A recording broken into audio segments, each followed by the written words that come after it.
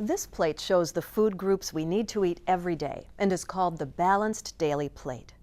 To serve the right balance of food groups, look at the sizes of each slice of the plate to see how much of your daily food choices should come from each of the food groups. You'll notice some slices are big, like fruit and vegetables, while others, like protein, are small, and extras are even smaller yet. As the plate shows, we need to eat plenty of fruits and vegetables, and grain products like whole wheat bread, pasta, or brown rice.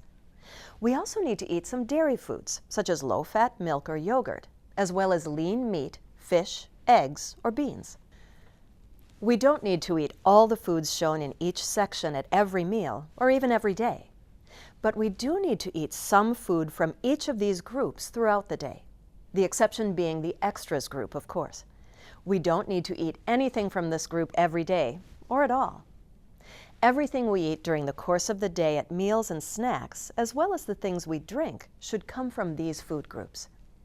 Each group includes foods that are similar because they have comparable amounts of the same nutrients. For example, if I plan to eat cereal for breakfast, but I discover I don't have any cereal, I know I can choose something else from that group, like toast or half a bagel, and still get the same nutrients. This also helps honor the food preferences of individuals you support. This way, everyone in the home can choose what they want to eat and still get the nutrients they need. Now, let's talk about each of the groups individually, starting with vegetables and fruits. The vegetable group includes any vegetable, whether fresh, frozen, canned, or dried, or 100% vegetable juice. There's such a wide variety of vegetables, each with its own unique taste and texture, from leafy greens, like romaine and leaf lettuce, to root vegetables, like potatoes and carrots. Vegetables provide us with a wealth of nutrition. For juice, the label must say 100% vegetable juice to count as a serving of vegetables. The fruit group includes any fruit or 100% fruit juice. Fruits may be fresh, frozen, canned, or dried. Examples include raspberries, strawberries, blueberries, blackberries, melons, oranges, apples, bananas, and grapefruit. There are just a couple of things to remember about canned fruits and fruit juice. Just like with vegetables, for a juice to count as a serving of fruit, the label must say 100% fruit juice. Labels that say juice drink, or any drink that is labeled as less than 100% fruit, does not count as a serving of fruit. Also, look for fruits that are canned in juice. Fruits canned in juice do not have any added sugar, but fruits canned in syrup, whether it's light or heavy, do have a lot of sugar added. Most people need to eat at least 5 or more servings of fruits and vegetables each day. You could pick any 5, and you'd be getting enough nutrients from this group that you need for the day. Now let's talk about the grain group. Grains are also one of the foundations of a well-balanced diet. We use wheat, rice, oats, cornmeal, barley, or other cereal grains to make some of the foods in this group, which include bread, ready-to-eat cereals, and cooked cereals. Other grain foods include pasta products, pancakes, rice, tortillas, graham crackers, saltines, popcorn, and pretzels. The grain group also includes foods that are newer to some of us, such as quinoa, freekeh, amaranth, barley, and wild rice. Perhaps some of you or your staff have used some of these foods before. These grain products are rich sources of nutrition and can be incorporated into tasty dishes that everyone can enjoy. Everyone needs a minimum of 6 servings each day, but some people need up to 11 servings. Individuals who are less active need fewer servings, while those who are very active need more. Try to make at least half of your grains whole grains, like 100% whole wheat bread and pasta or brown rice. We'll talk more about whole grains in the next session. Let's leave grains and move on to dairy foods. Dairy foods are generally made from the milk from cows, goats, or other animals. Fortified soy milk is also considered to be in the dairy group, even though it's not from an animal. Dairy products are a very important part of the daily diet and are the best source of calcium and vitamin D. Dairy products aren't only important for growing children, they are just as important for adults. Even though we have reached adulthood, we still need to have 3 servings from the dairy group every day to make sure our bones and teeth stay strong. The dairy group includes milk, yogurt, cheese, and milk-based desserts such as frozen yogurt, pudding, and custards. Combination foods made from milk and milk products such as cream soups and macaroni and cheese also contribute to the dairy group. We'll talk more about combination foods later in this session. The last food group we'll talk about today is the protein group. The foods in this group are valuable sources of protein, iron, and B vitamins. The protein group includes beef, pork, turkey, chicken, fish, shellfish, eggs, dried beans and peas, tofu, nuts, seeds and nut butters, such as peanut or almond butter. Protein also includes other animal products that are served in a variety of cultures, such as goat, lamb, rabbit, venison, duck, and pheasant. If we eat protein foods twice each day, we have satisfied our body's need. In the United States, we sometimes tend to eat more protein foods than our bodies need. The trick is to eat just the right amount and not too much. We'll be talking about serving sizes later in this session. As we mentioned earlier, some foods are combination foods, like macaroni and cheese. These dishes contain foods from several food groups. This particular casserole has protein, vegetable, grains, and dairy. This homemade pizza is prepared with lean hamburger, a whole wheat crust, tomato sauce, part skim mozzarella cheese, onions, green peppers, and mushrooms.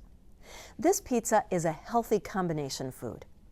The typical pizza we buy in restaurants or grocery stores tend to be relatively unhealthy because of the large amount of fat and sodium they contain. Think carefully about what you're including in the combination foods you prepare.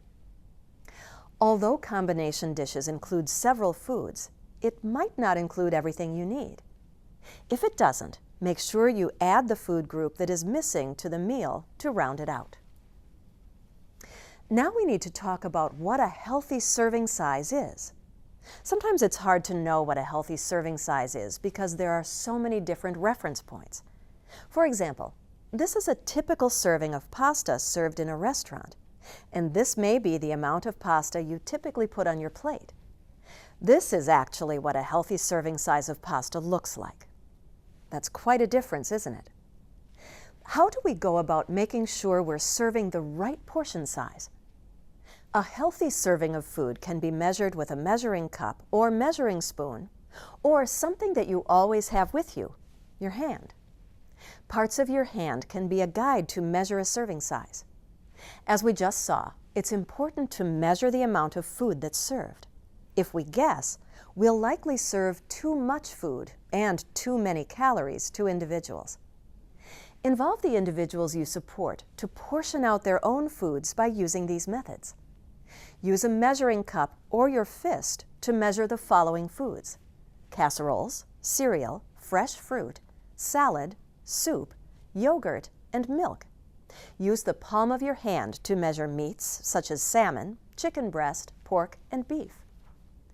Use a tablespoon or the size of your thumb to measure the following foods: salad dressing, mayonnaise, oil, peanut butter, sour cream, cream cheese. Use half a cup measure or your cupped hand to measure the following foods: cereal, pasta, rice, cooked vegetables, mashed potatoes, cottage cheese. Use a teaspoon measure or the tip of your thumb to measure the following foods: margarine, butter, jam or jelly. Make sure you use a measuring teaspoon, not a teaspoon used for eating. This will give a more accurate measurement. Just like we've found with solid foods, we can over or underestimate how much we are drinking, especially if we have many different sized glasses in our homes. To make sure we're getting a healthy serving size of liquids, like milk or juice, it's important to know how much your glass holds. Take the glass you use most often and fill an 8-ounce measuring cup with water.